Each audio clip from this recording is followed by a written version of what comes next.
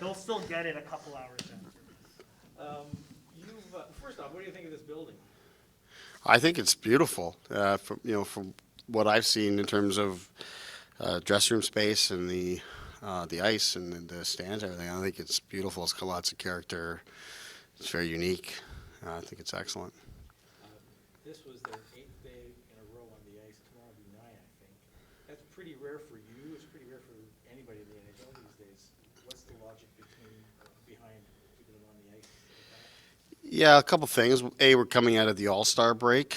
That was one. So, where we normally may have taken an off day, say after the Carolina game, as an example, we didn't want to do that because we had taken a number of days off. Then we get out on the road here. We probably would have taken Friday off, but then we play at 4 o'clock, so there's no opportunity for a morning skate. So then you're on the ice again, and then today it's a 6 o'clock start, a little funky start again. So we again just want to keep the guys on the ice, and we had some things we wanted to touch on today. So that was by design coming in, and we decided to stay with it. I think it's a little bit easier to stay on the ice and stay sharp on the road. Just because you're here, you're generally, today's Super Bowl Sunday, obviously, but otherwise you're just hanging out in the hotel or what have you. So it's a little bit easier for us to do that. Had we been at home all this time, we definitely would have taken a day off. It's also probably not a bad idea for everybody to get acclimatized to it. Yeah, well, that's a good point. We did talk about that actually, is because of the 6 o'clock tomorrow. Even though it's not, it's only an hour difference. We probably still will bring them in, just get a skate on the ice, because it is a unique building with the windows and just some of the lines in the arena, the way the seats are lined up. It's a different feel, which I think is really cool. But yeah, getting acclimatized here is not a bad thing, just to get comfortable.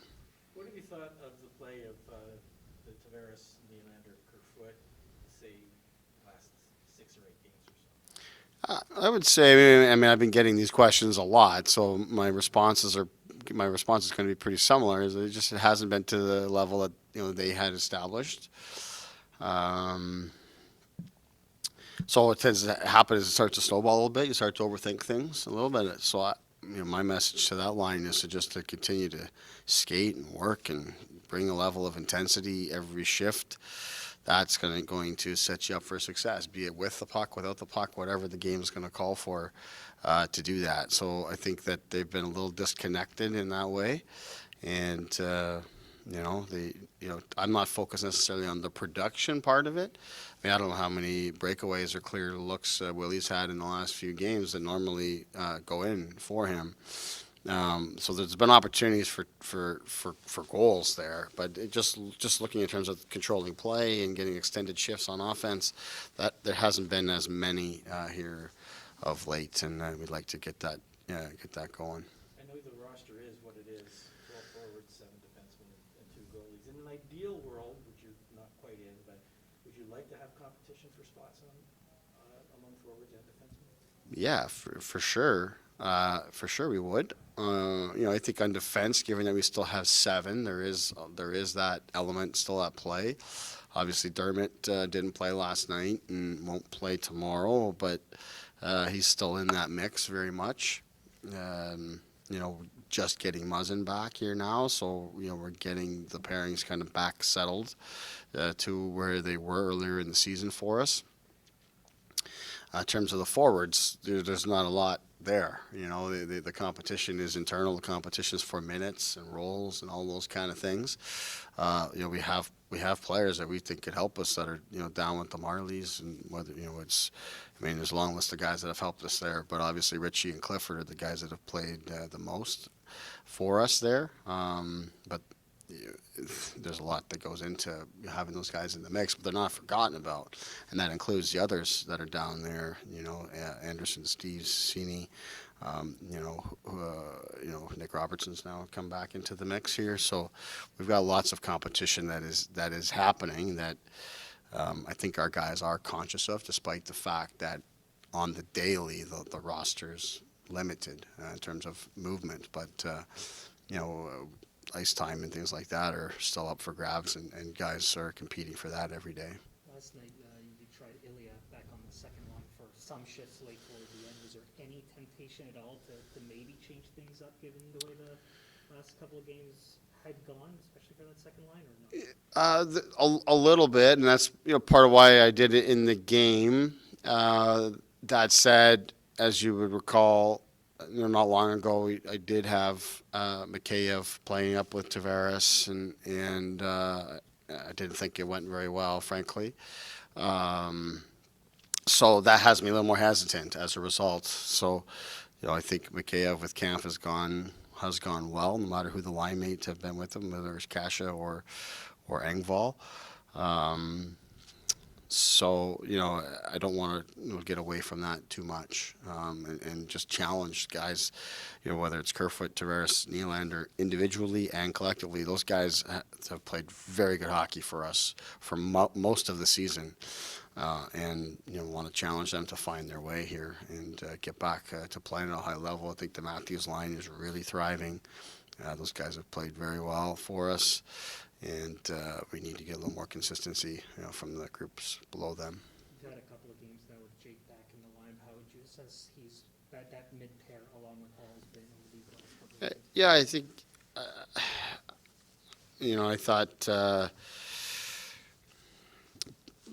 that pairing had some tough moments in the game last night. I think that the penalty killing, I think, has been very good, and that's where Muzzin, gives us an additional boost back there. Now Muzzin's starting to get back into it and get comfortable. Anytime you're coming off of a head injury, it's going to take a little bit of time before you're really comfortable, especially for a guy that, big part of his game is asserting himself physically. And, it's going to take a little bit of time, but, I'm confident that Muzz is going to, he's going to be there for us when it counts. I guess is what I'm getting at, and we just got to continue to give those guys opportunities and keep them going. And then we've got to play better as a team, like whether it's our defense or our goaltending or whatever it is. A lot of those issues come up when we're not playing connected and we're not getting help and support from the forward group, and all five guys aren't playing together. So that's to me what my focus is on. I think every one of our players will perform better the better we are supporting one another. Which goalie tomorrow? Which side? Campbell tomorrow.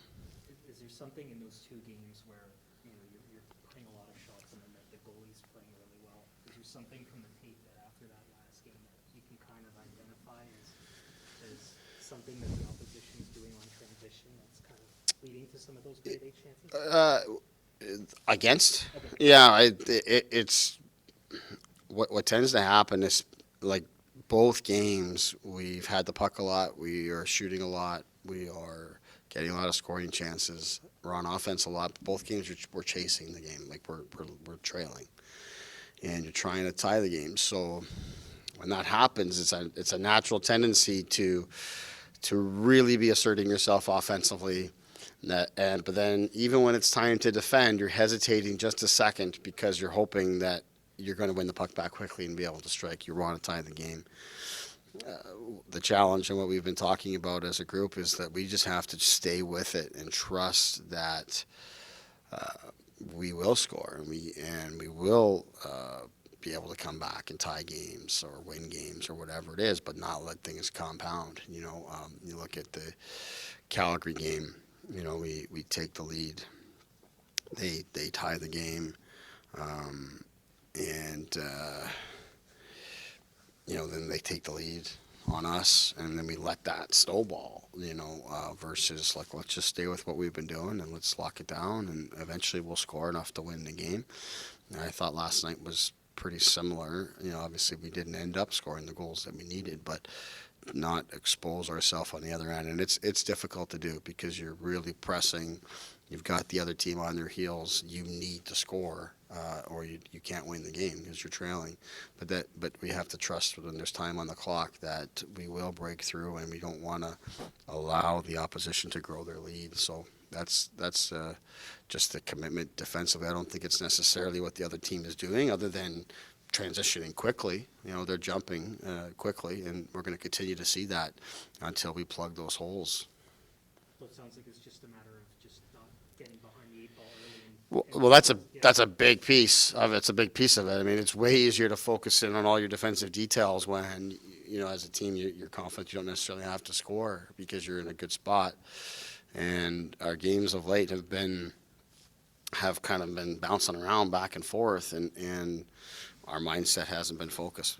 We need to be a team that whatever the game calls for, you have the puck, we're on offense, the puck's changing hands, we're back in defensive structure, defensive posture quickly, so that we protect our goaltender, protect our net, and get the puck back even faster. Because that's when we're at our best, is when we're earning the puck back from the opposition. When they're vulnerable, we strike. So that's a big part of it. It's a lot harder to score when you have the puck a lot and the other team is just in their structure and they're trying to, you got to play through them to get to their goalie. It's hard to score, but those plays in transition, when we're at our best, we're taking advantage of them, and when we're at our worst, the other team's taking advantage of us. Thank you. Thanks.